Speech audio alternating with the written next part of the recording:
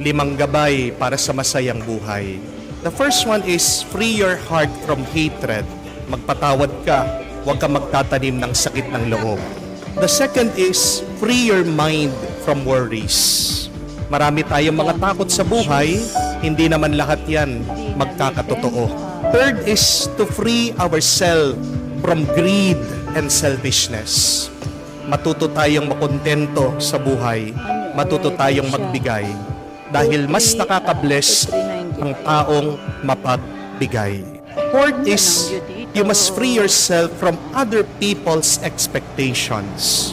Kailangan nating tanggapin, hindi lahat ng tao magugustuhan tayo. Pero dapat, wag nating ikisama ng loob yun. Not everybody will love you, but that's okay.